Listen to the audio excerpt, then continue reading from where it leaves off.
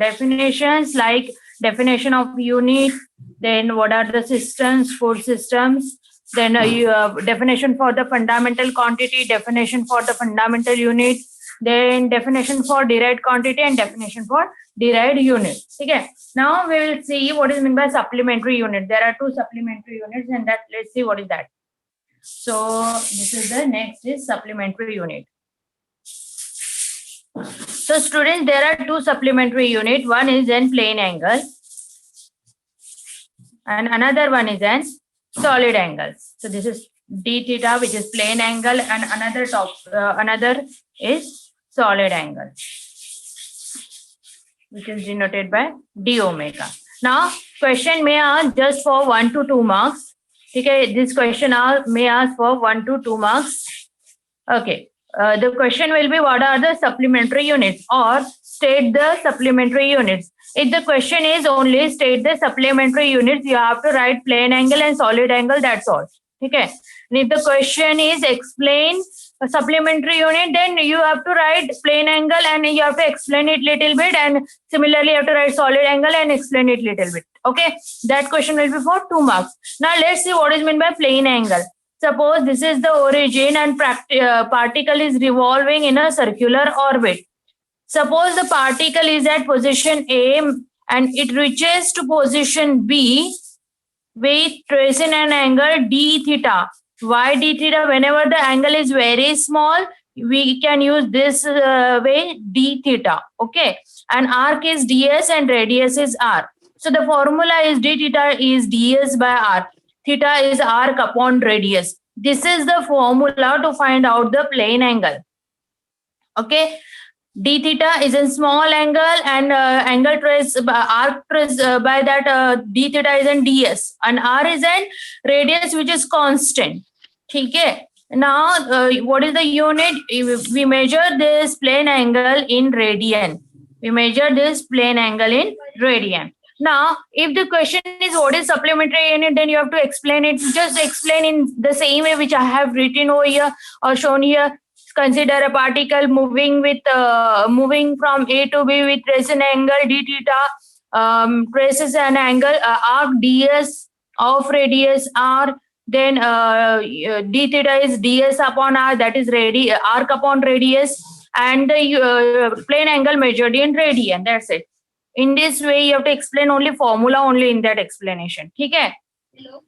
So this plane angle is an angle between two planes, just like this. Okay, this is the angle between two planes. So what is the solid angle? Now solid angle. Okay, I'll repeat. Just a second.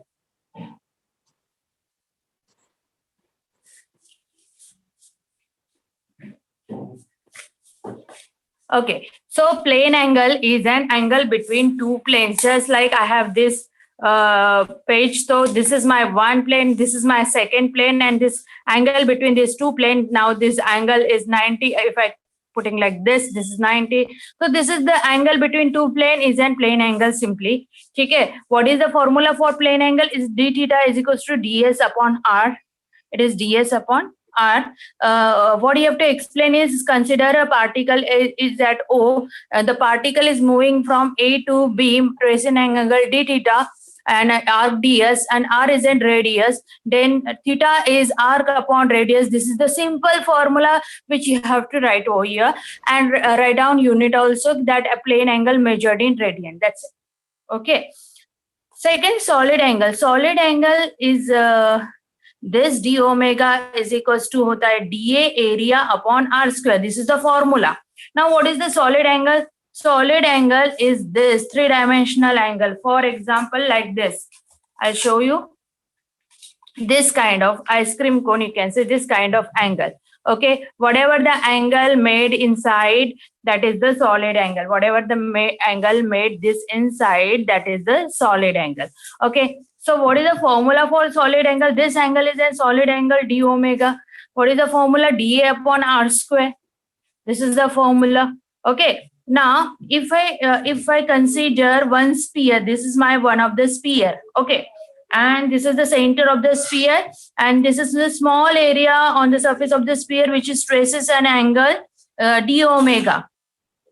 Just imagine like this solid angle जो है ऐसे बनाओ, इस अगर इसको ऐसे ही number of solid angle connected together है तो उससे हमारा स्फीयर बना हुआ है, ठीक है। तो ऐसे ही नंबर ऑफ सॉलिड एंगल है, नंबर ऑफ सॉलिड एंगल है, राइट, और उससे क्या बना है, हमारा स्फीयर बना हुआ है। तो okay, why we are using D? Whenever you are considering a small change, D theta, it shows the small difference या small value.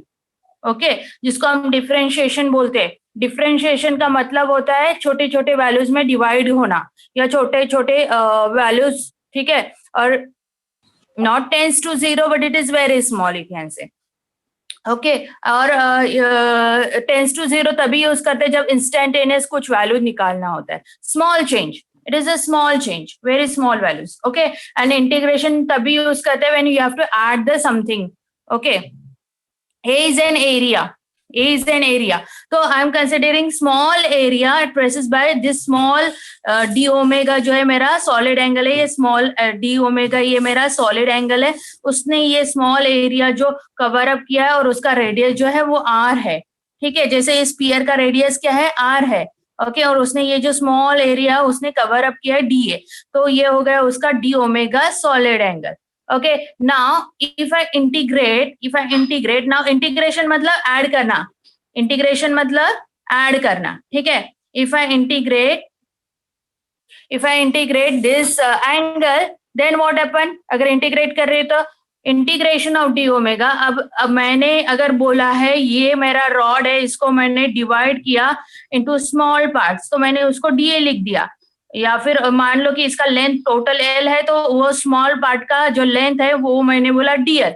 ईच डीएल में मैंने इसको डिवाइड किया, ठीक है, टोटल लेंथ था एल, तो मैंने इसको डीएल लिख दिया। अब मैं बोल रही हूँ इंटीग्रेट डीएल, तो मुझे फिर से एल ही मिल गया, ठीक है।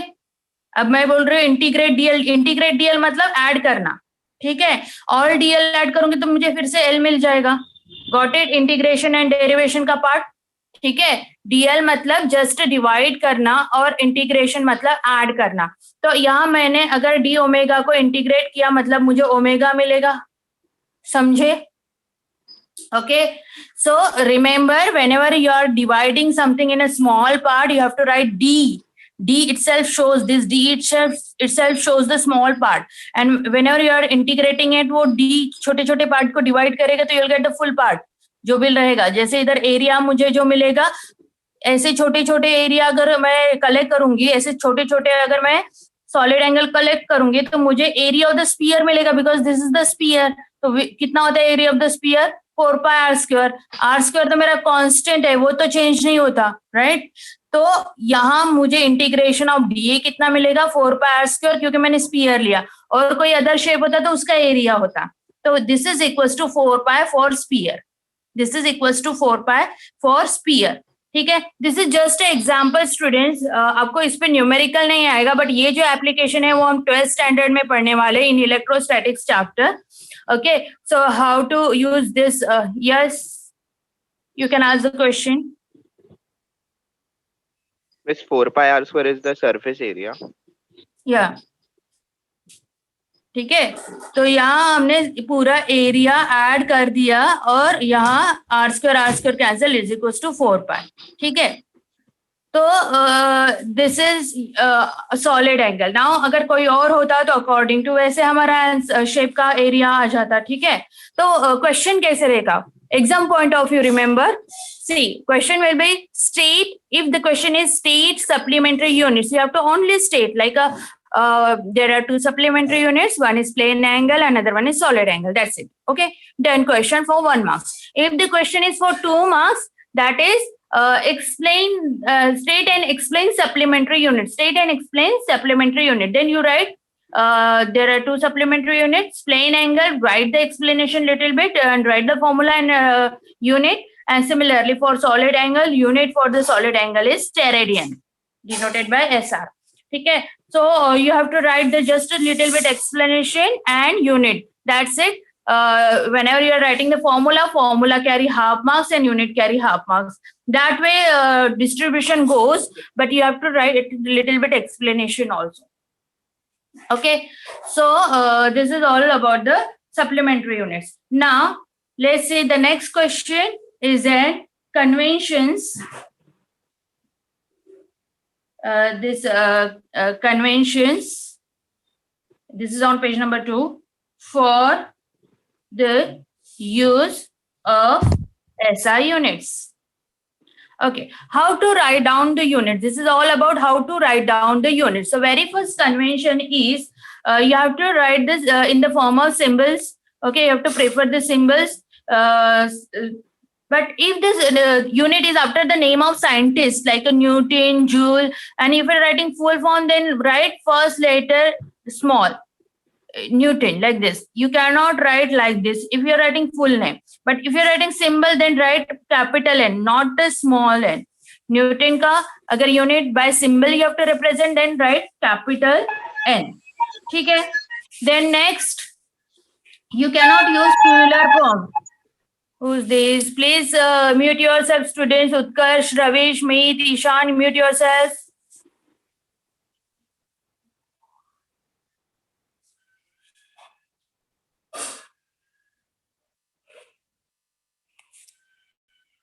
Just a second, student. Okay. So the next is you cannot use plural form like Newtons, kgs. You cannot use plural form. Just write Newton or kg like this. This is the correct form. This is the wrong form. Okay. Next, you cannot use punctuation marks like full stop and all. You cannot write like this kg full stop. You just write kg like this. Okay. Next is if you're writing the unit like this, just acceleration is meter per second square. Okay, so you can write like this either, or you can write meter, take something space, थोड़ा space रहने दो, and then write second inverse, मतलब s raised to -2. ये नीचे है ना, ऊपर गया तो -2. या इधर you can put up hyphen in between. ठीक है, बट ऐसे आपको नहीं लिखना है एकदम पास में, ऐसे आपको नहीं लिखना है. इसमें गैप भी, या तो गैप छोड़ दो, स्पेस छोड़ दो, या फिर उसपे हाइफन डाल दो. और ऐसे भी नहीं लिख सकते मीटर सेकेंड पर second. This both are wrong. तो मैंने यहाँ 5th point and 8th point combine बताया है, सेम 8th पॉइंट में भी बताया हुआ है. ठीक है, got it. Now the next is combination. Whenever you are writing in a combination like a joule per kg kelvin, तो यू कैनॉट राइट एक फुल फॉर्म में लिखा और दूसरा सिंबल में लिखा, ऐसे नहीं लिखना है. फुल सिंबल्स में ही लिखना है. ठीक है. और प्रीफिक्स, प्रीफिक्स मतलब 10⁻³ जो है 1 millisecond is equal to 10⁻³ second होता है. और 1 microsecond is equal to 10⁻⁻6 second होता है. तो माइक्रो सेकेंड को you cannot write like this. आपको ये सोच सकते हो कि 10⁻³ इंटू 10⁻³ अगर मेरा 10⁻⁻6 होता है तो I write the unit 1 millisecond into millisecond. No, you cannot write single unit in this way. Millisecond into millisecond. Write it down microsecond, write it down millisecond. Nearly एक ही unit use करना है, दो unit लिख के उसको नहीं, combination में यूनिट नहीं लिखना है. ठीक है. These are the conventions. may ask for 2 3 marks, 2 marks to 3 marks, anything. ठीक है. तो you have to write as it is given in textbook. इसके कोई नोट्स नहीं, जैसे टेक्स्ट बुक में दिया वैसे ही रूल जाएंगे आपके. ठीक है. try to attempt, if it is for 3 marks, try to attempt all the, मतलब सब लिखने की कोशिश करो. और if it is for 2 marks, then आपका 1-2 छूट गया तो भी आपको full marks मिलेंगे. Normally whenever the question is for 2 marks, 4 point is expected, and whenever the question is 3 marks, it 6 point expected रहते. Okay, so 0.4 full, you cannot use any mark like a full stop and all. kgs के बाद ऐसा full stop वगैरह नहीं डालना है आपको. ठीक है. This is the 0.4. Hello ma'am.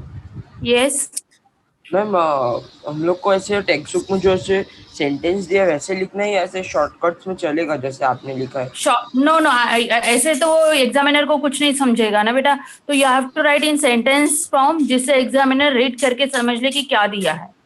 You cannot write like this. Okay, remember, ये मैंने आपको सिर्फ समझने के लिए लिखा है. ये आप अपना याद रखने के लिए कर सकते हैं, but you have to write in whatever given in textbook. वैसे sentence you can form in your own way, but उससे मीनिंग क्लियर हो जाना चाहिए. ठीक है, लाइक शॉर्ट में लिख सकते हो, cannot use a small letter if it is after the name of sentence, use like this. Simple तरीके से लिख सकते हो, but write in sentence form. Okay, so I'll send this all the screenshot. Don't worry about it. मैं group में डाल दूंगी. ठीक है, अगर आपको लेना भी है तो मैंने पेज रखा है, you can take it. The next is 1.3, that is measurement of length is removed, which I already explained you in last lecture. Removed part मैंने बता दिया था. ठीक है, तो 1.3 you remove, that is removed, and page number 4 is completely removed. Page number 5 is again completely removed, and now we'll see page number 6, that is dimensions and dimension analysis. So next is 1.6, that is dimensions. And this dimensions is very, very important, very, very important. Why it is important? Because based on this dimension in 12th standard also board में भी इस पे MCQs वगैरह आते हैं. Okay, आपको dimensions find out करना आना ही चाहिए. बहुत इस पे questions रहते हैं. तो 12th standard point of view also, 11th standard point of view also, it is important. Okay, now very first. Yes, I'll send. I think I have sent. No. मैं आज ही आपके ग्रुप में आ गई तो मैंने सेंड नहीं किया. I'll send it. Okay, मैं रिमूव पोर्शन का PDF सेंड कर दूंगी आज ही. Okay, so definition. So definition is given on page number 6. Highlighted part में दिया है वो definition may ask for 1 mark. So what is the definition? The dimensions of physical quantity are power to which constant fundamental unit must be raised in order to obtain unit of given physical quantity.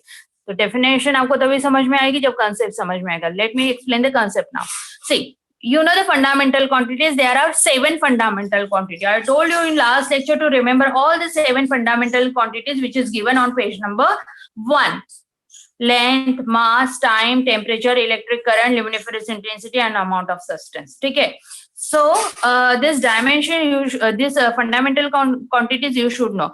Among that fundamental quantity जो हम सबसे ज्यादा use करते हैं वो है length, mass, and time.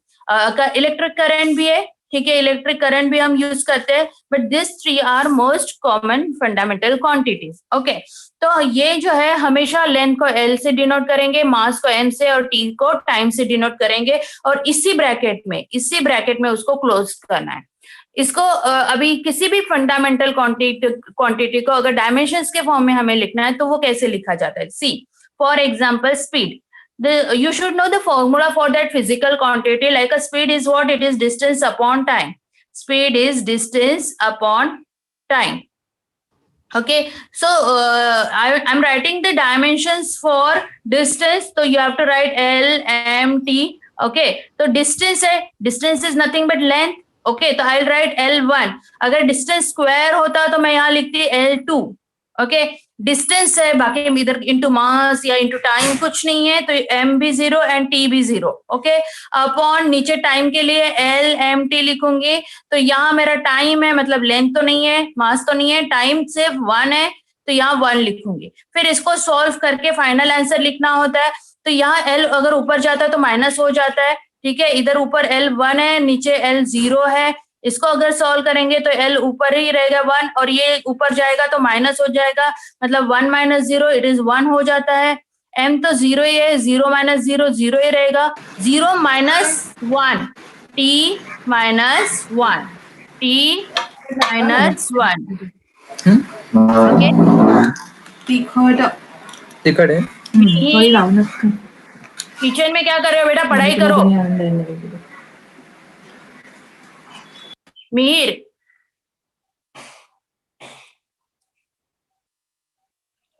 Okay.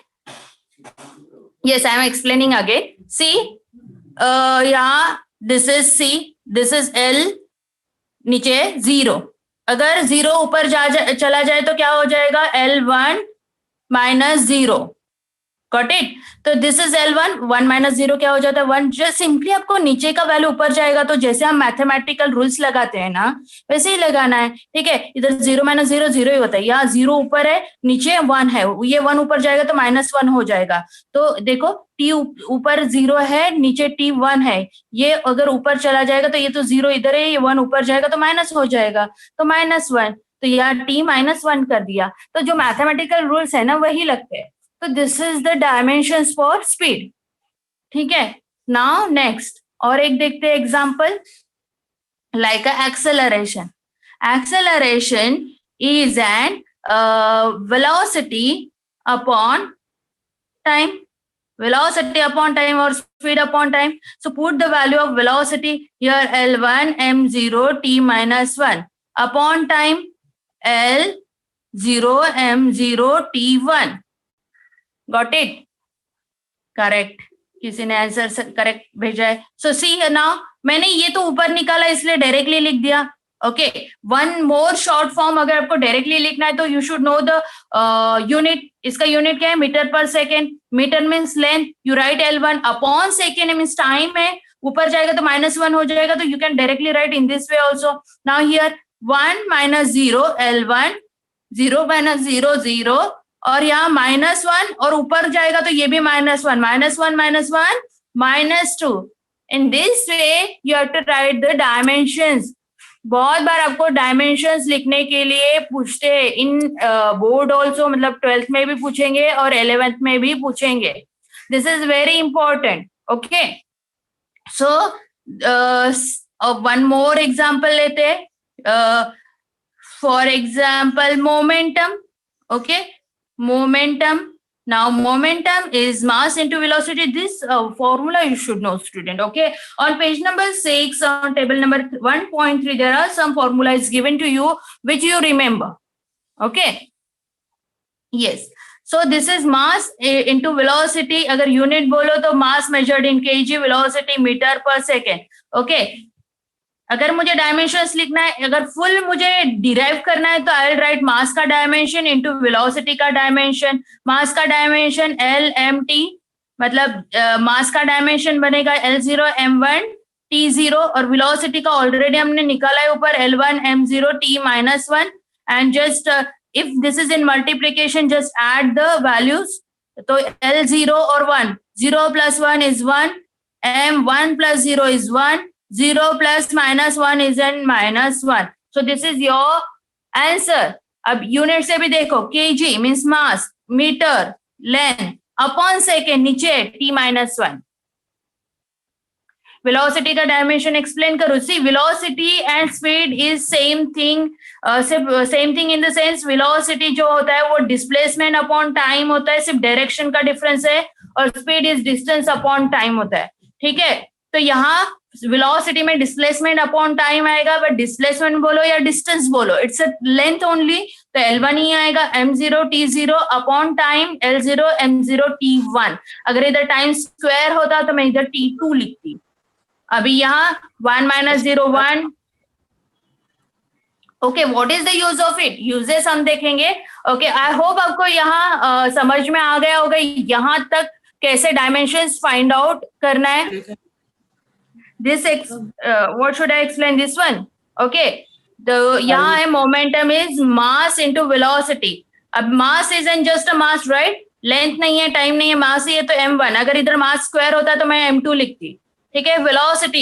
velocity का already हमने निकाला है L1 m0 t -1, ठीक है, वो मैंने डायरेक्टली लिख दिया, और you can find out in this way. This is velocity and speed का डायमेंशन सेम ही रहेगा, जस्ट उसके डेफिनेशन में इतना ही डिफरेंस है कि velocity has an direction, speed has an direction, it's only magnitude, ठीक है। सो हियर अभी ऐड कर लो मल्टीप्लीकेशन में, तो 0 + 1 1, 1 + 0 1, 0 + -1 it's a -1, that's it. Okay, who's this now? Siddharth?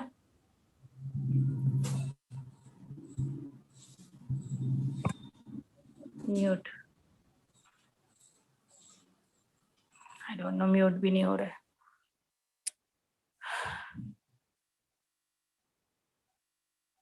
I cannot force mute everyone ना, because किसी को अगर डाउट पूछना है तो वो पूछ नहीं पाएंगे. That's why I'm not doing it.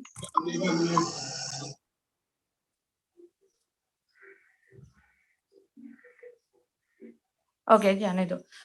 Now see uses. We will see uses. Now first use is number 1 to check the correctness of physical equation. Correctness हमें चेक करना है ऑफ इक्वेशन यानी physical equation. You know the kinematics equation V is equals to U plus AT. ये one of the kinematics equation है. I think आपको पता होगा. Remember 3 kinematics equation है. V is equals to U plus AT. या पता है ना, स्टैंडर्ड में हो चुका है. तो here V is an what? Final velocity. It's a final velocity.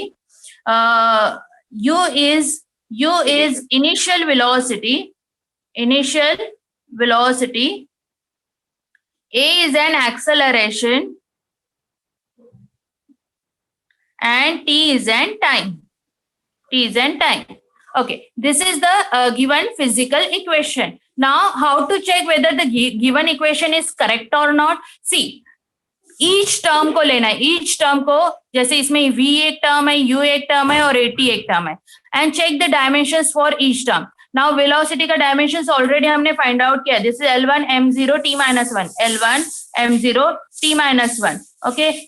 Initial velocity हो या final velocity हो, it's a velocity only. So again, its dimension is L1 m0 t minus 1. Now find out for this acceleration into time. Okay. Acceleration का dimensions हमने find out किया. L1 m0 t minus 2. L1 m0 t minus 2 into time. L0 m0 t1. t है ना only. A acceleration into time, only time है तो t1. अभी इसको solve करते हैं. तो here L1 मल्टीप्लीकेशन में ऐड करना है. 1 plus 0 is 1. m 0 plus 0 is 0 and t minus 2 plus 1 is then minus 1. Now you can check the dimension for each term is same. Okay, when the dimension of each term is same, then this physical equation is dimensionally correct. ठीक है, this physical equation is dimensionally correct. So how to check it out whether the given equation is dimensionally correct or not? Just check the dimension for each term. If the dimension for each term is same, then it is dimensionally correct equation. I am giving you one more equation. Suppose S is equals to ut plus half a square t square. Okay, देखते ही आपको पता चल जाएगा whether it's dimensionally correct or not, but you cannot write the answer directly whether this is dimensionally incorrect equation like this, because आपको पता है what is the equation? Kinematics equation is S is equals to ut plus half AT square है, correct, right? But मैंने क्या लिखा? A square T square. तो obviously आपको उधर ही पता चल गया कि मैंने wrong equation लिखा है. ठीक है, बट उधर ही आपको आंसर नहीं लिखना है. If the question is explain या check whether the given equation is dimensionally correct or not, and equation is given, then you have to prove it. Got it, student? You have to prove it. Don't write it's a dimensionally incorrect equation directly. How to prove it? Just write down each term. The first term is S, second term is ut, and next term is half AT A square T square. Remember, this pure constant जो रहता है उसका dimensions हम find out नहीं कर सकते. That is the drawback. Okay. So in place of pure constant, you can just write down K और इसको avoid कर दो. In this करेक्टनेस में जो भी फाइंड आउट करें उसको अवॉइड करना है. ठीक है, तो डायमेंशंस ऑफ कांस्टेंट हम फाइंड आउट नहीं कर सकते. So you will find out the dimensions for all this term and check it out whether it's same or not and write the answer. Try. 2 minute दे रही हूँ मैं, 2 minute नहीं 1 minute दे रही हूँ. आप ट्राई करो साइमल्टेनियसली, मैं भी फिर आपको लिख के दूंगी. S is what? S is an displacement. Okay, it's a dimensionally incorrect equation. It's not correct. Let's check out. देखो, डायमेंशनली करेक्ट कब होगा? जब सबके टर्म के डायमेंशन सेम आएंगे, मतलब इसका इसका इसका सबका डायमेंशन सेम आएगा तो डायमेंशनली करेक्ट होगा, अगर सेम नहीं आएगा तो डायमेंशनली इनकरेक्ट होगा। तो अभी देखते हैं ये इसमें आपको डिनोशन पता होना चाहिए। S is in displacement, you is an initial velocity, T is time होता है, एक्सेलरेशन ए होता है, टी टाइम ही होता है। ठीक है, इसके जो डिनोशन है it is fix. Now displacement क्या आएगा एलएमटी में? Tell me. L1 M0 T0. L1 M0 T0. Correct, L1 M0 T0 because ये डिस्प्लेसमेंट है, और डिस्प्लेसमेंट मतलब क्या होता है? डिस्टेंस होता है। तो L1 अगर इधर डिस्टेंस स्क्वायर होता तो मैं 2 लिखती। ठीक है, मास तो नहीं है, टाइम नहीं है। ठीक है, if you come right now, I cannot recall whole lecture, please, because just 5 minutes are left. You should come on time. थोड़ा डिस्कनेक्ट हुआ तो I can recall little bit, but पूरा आप लेट ज्वाइन करते हो, रिकॉल करने के लिए नहीं कर सकती मैं। ठीक है, now u into t, this is l m t, l m t. Now I am writing for you, u के लिए यहाँ dimension tell me. L should be 1. L1 M0 T minus 1. T T minus 1, very good. Minus For one. T, 0 0 1. T1. T1. What should be the answer? L should be a 0 L1 M0 Sorry. T0. 0 T0. M0 T 0. T 0. Okay. So similarly, we'll write for acceleration and time. Half is a constant. तो you dimension for constant Ignore. हम नहीं निकाल सकते, right? तो उसको 0 भी नहीं लिखना, उसको K लिख दो या फिर मत लिखो। ठीक है, इसमें नहीं लिखा तो भी चलता है, अदरवाइज बाकी आपकी इक्वेशन लिख रहे हो तो उसमें आपको K लिखना होता है। ठीक है, एक्सेलरेशन LMT, एक्सेलरेशन का जो इक्वेशन होता है वो मीटर पर सेकंड स्क्वायर होता है। ठीक है, तो अगर आपको एक्सेलरेशन का साइड में निकालना है तो वेलोसिटी अपॉन टाइम आप साइड में निकाल सकते हो, या फिर आप डायरेक्टली अगर आपको यूनिट पता है तो you can write from unit also directly. LMT metre means length, L1 upon second, second is in time और स्क्वायर है, वो ऊपर जाएगा तो -2 हो जाएगा, तो T -2 M0। तो that way also directly you can right.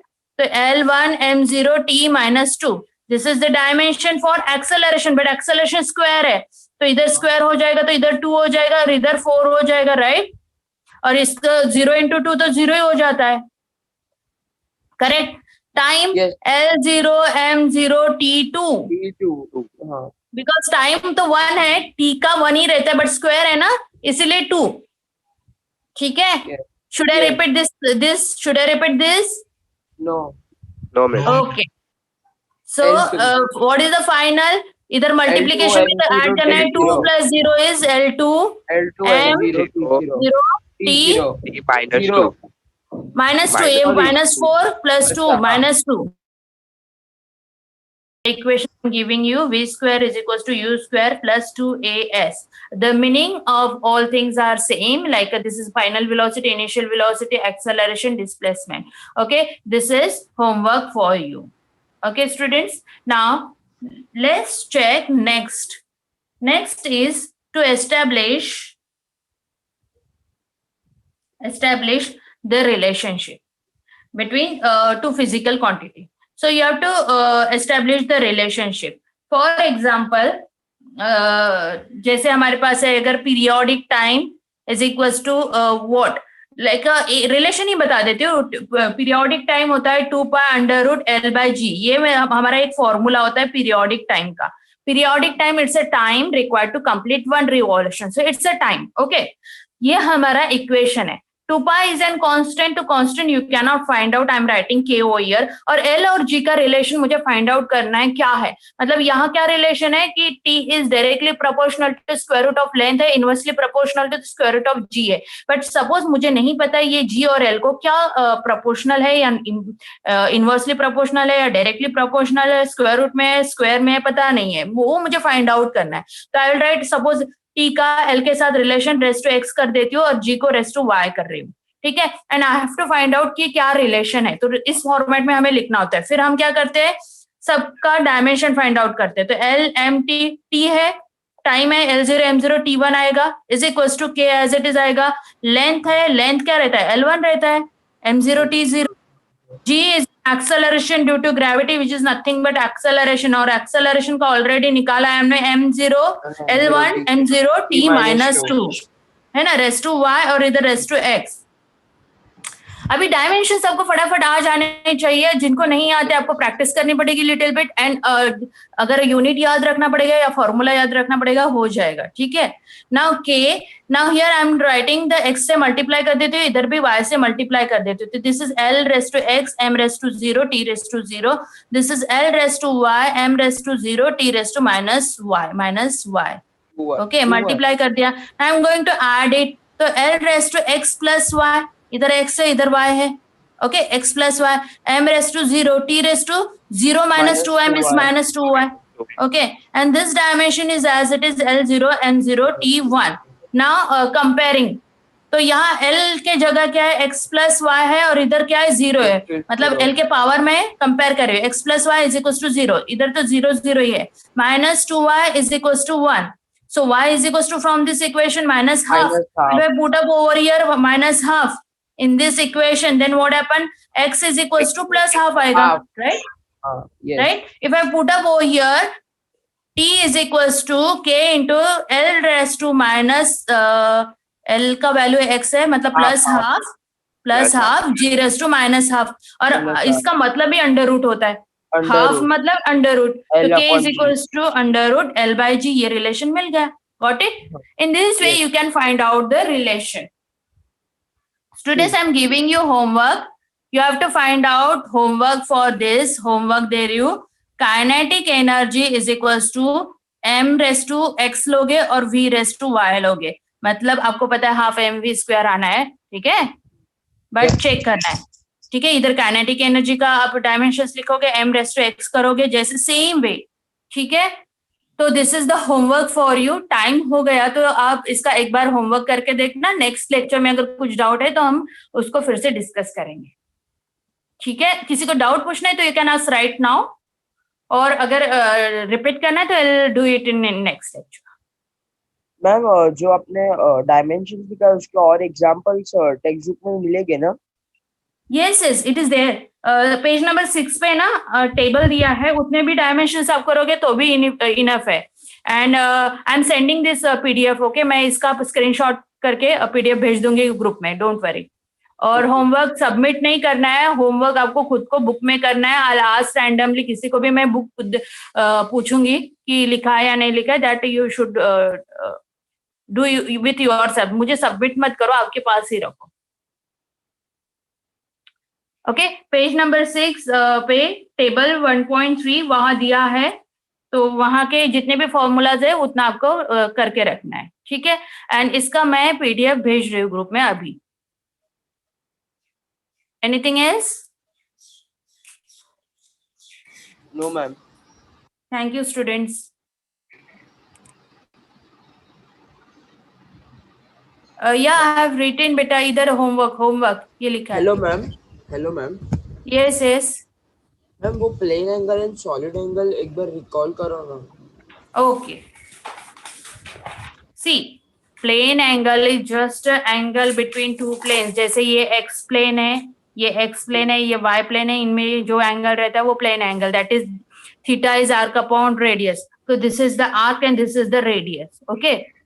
तो ये हो गया हमारा प्लेन एंगल, वो रेडियन में मेजर करते हैं। सॉलिड एंगल मतलब 3 डायमेंशनल, जैसे इसमें मैंने अभी एक कोन बना दिया like this, so whatever the angle inside angle, no, that is called solid angle, this angle, okay, this is 3 dimensional angle। अभी इसका एंगल का अगर मुझे आंसर निकालना है या फाइंड आउट करना है, तो ये जो एरिया रहता है ऊपर का एरिया अपॉन इसका रेडियस का स्क्वायर, ये फॉर्मूला होता है d अपॉन r स्क्वायर, ठीक है। अगर ऐसे सॉलिड एंगल है, पूरे स्फीयर मैं इंटीग्रेट करती हूँ, जैसे मैंने यहाँ स्फीयर कंसीडर किया, उसमें एक छोटा सा सॉलिड एंगल है, ये मान लो एक तुम्हारे पास बड़ा सा फुटबॉल है, उसका सेंटर से यहाँ सेंटर है और ये फुटबॉल का ऊपर वाला सरफेस है, तो ऐसे तू पूरे फुटबॉल पे अगर पूरा सॉलिड एंगल ऐसा इंटीग्रेट करे तो तुझे एरिया ऑफ द स्फीयर ही मिलेगा। तो integration of area of the sphere, integration of area जो मैंने लिया 4 पाई r स्क्वायर, इंटीग्रेशन मतलब सिंपली ऐड करना, ठीक है, तो मैंने ऐसे छोटे छोटे एरिया ऐड किया तो मुझे पूरा स्फीयर मिल जाएगा ना। ये जो छोटे छोटे एरिया है, this area I will show you, this area, if I adding this area तो I'll get पूरा sphere का area which is 4 by r square cancel हो गया तो 4 pi रह गया। Got it? It is measured in steradian. So if the question asks state the supplementary units, then you just write down plane angle, solid angle, okay? And if state and explain the supplementary units, then you write plane angle, write the formula, मतलब explain it, formula.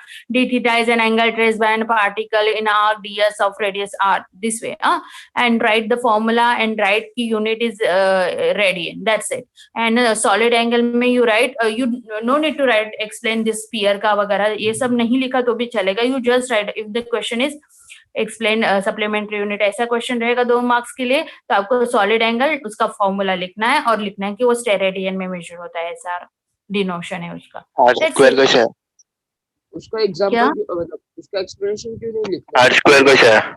Expression it's पूछेंगे नहीं, वो simple आपको unity पूछेंगे, और ये expression normally नहीं पूछते, बट अगर if it is for just solid angle 2 marks के लिए तो फिर आप एक्सप्रेशन डाल दो, just solid angle. R square का क्या? आर स्क्वायर ये वाला, ये फॉर्मूला ही है बेटा, ये फॉर्मूला ही है, क्योंकि जैसे हमारा ये फॉर्मूला है, जैसे हम बोलते हैं ना ग्रेविटेशन का फॉर्मूला क्या है, m1 m2 upon R square universal gravitational constant. अभी ये कहाँ से फाइंड आउट हुआ है, हमें तो फॉर्मूला ही पता है, तो यहाँ स्टैटिस्टिक्स रहता है, उस पर से वो फाइंड आउट करते हैं, ठीक है। जैसे इसका हमने अभी तक नहीं पढ़ा है, बट 11th में हम पढ़ेंगे कि ये फॉर्मूला कैसा है, वैसे ही ये फॉर्मूला है जो स्टैटिस्टिक्स से आया है, वो कैसे डिराइव हुआ वो हमें नहीं देखना है। अभी 11th में आपको डायरेक्टली फॉर्मूला याद रखना है, जैसे आप 10th तक ये फॉर्मूला डायरेक्टली याद रखे थे, अब 11th में पढ़ोगे ये कहाँ से आया, ठीक है। तो you just remember as an formula. Yes Yes. Anything else? I'm sending you PDF, don't worry. Ma'am वो डिलीटेड पोर्शन भी सेंड करना। Yes, I'll send. अभी सेंड करती हूँ। Bye, thank you. Bye, Nirved.